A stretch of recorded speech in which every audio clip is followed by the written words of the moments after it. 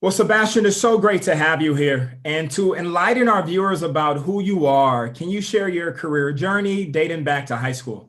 Went to high school, Stroudsburg, Pennsylvania. Was blessed enough to use my football talents to get a full ride scholarship to Rutgers University, that's based out of New Jersey.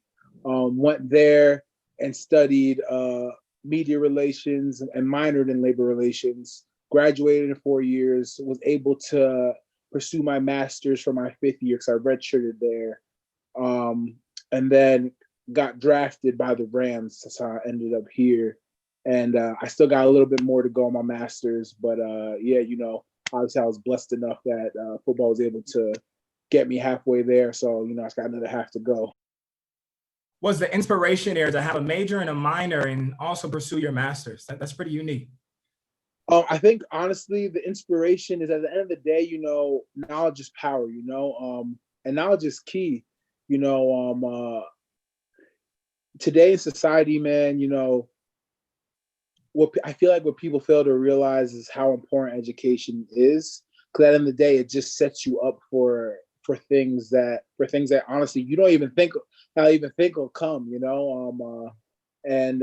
the end of the day, football could always end. It's a physical thing, but mentally, they can never take away what you have up here in your brain, what you've studied, what you've learned, and how you could obviously apply it in life and pass down to other people as well. So that's a huge thing for me, and that's why I was super keen on doing those things.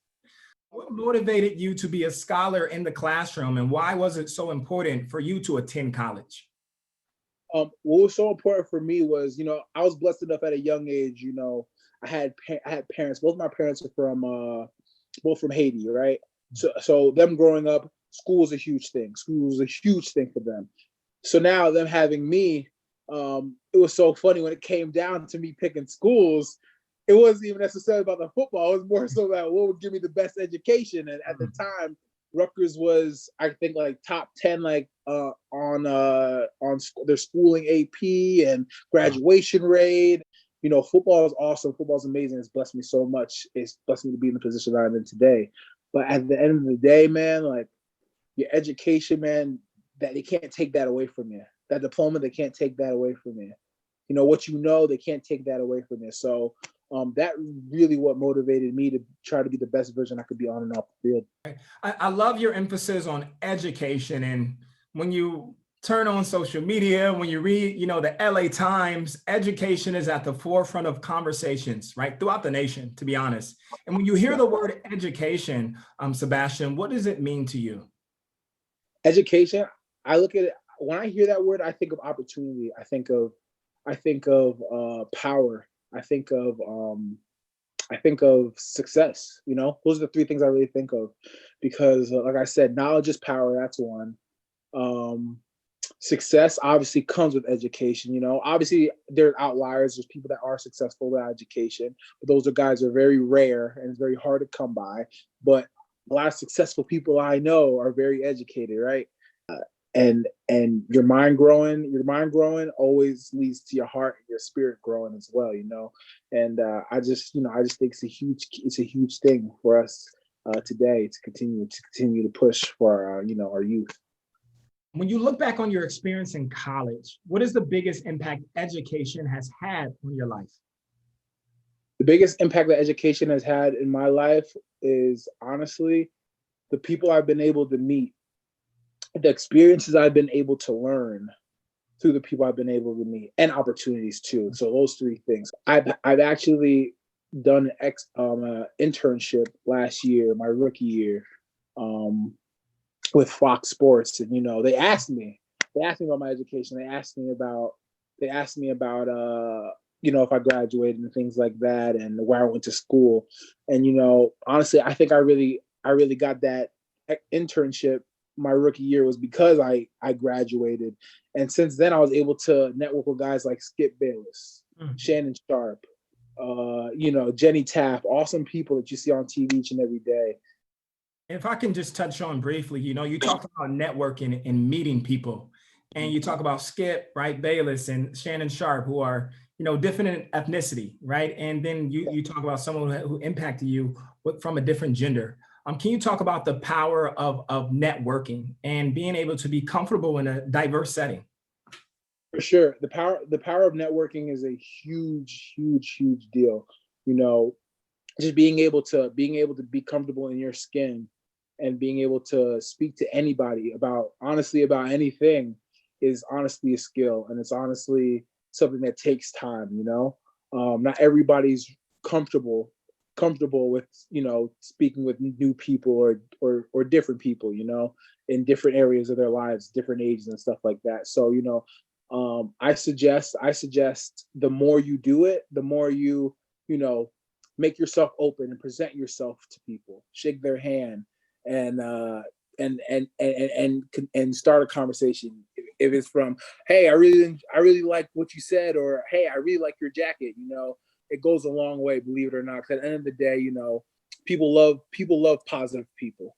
Mhm. They love people that make them feel good, and they love people with they know and they love people love people that have good hearts and good souls. Right. So as long as you exude that positivity, and you just keep yourself open and work on each and every day as much as you can, just networking with new people, even if that's saying hello to someone you don't know, and just having a 2-minute conversation with them. That's how you work on it. You get better at that.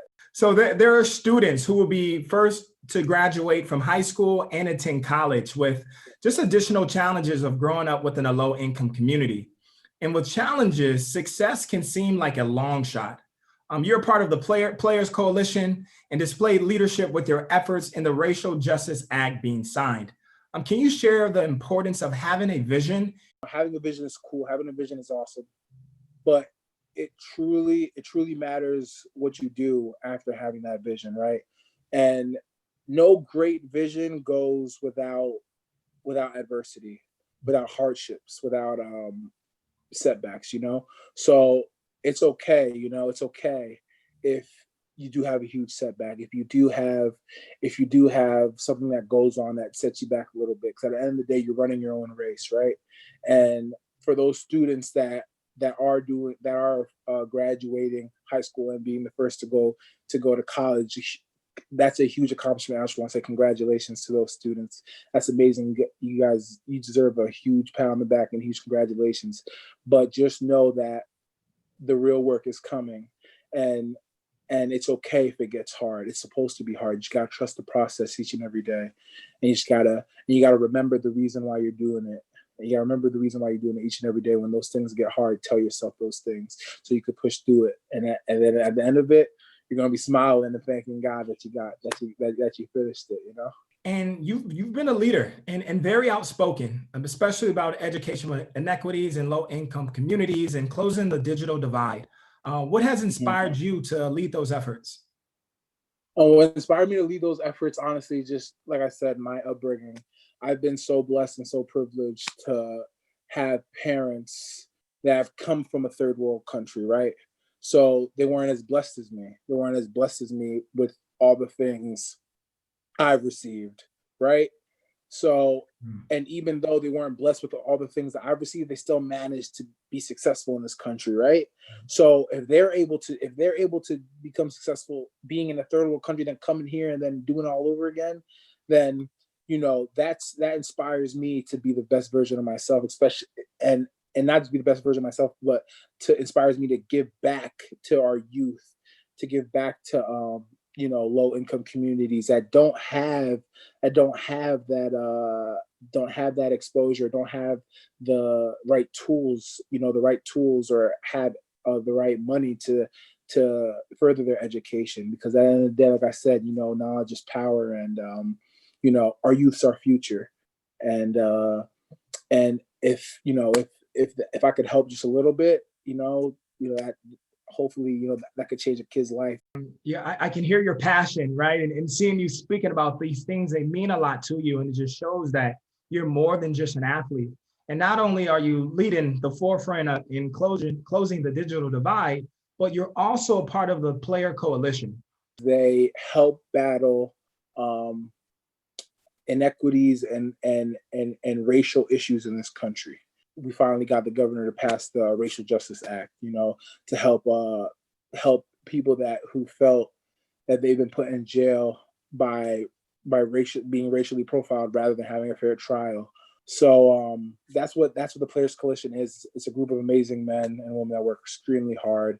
And at the end of the day, we're just trying to help make this country as great as it is already, but make it even greater by, fixing the problems that we have in this country when it comes to race and economics and schooling. You're currently getting your master's. We see you balling on the field for the Los Angeles Rams, and I'm sure you have such a broad perspective. Lastly, our final question here, if you can share a perspective or advice that you cling to every day that pushes you to, as you refer to, be the best version of yourself, what would that be? There's a motto that I'd probably follow myself is run your own race. Honestly, run your own race, and because at the end of the day, we're all God's children. We're all uniquely made in a different way, right?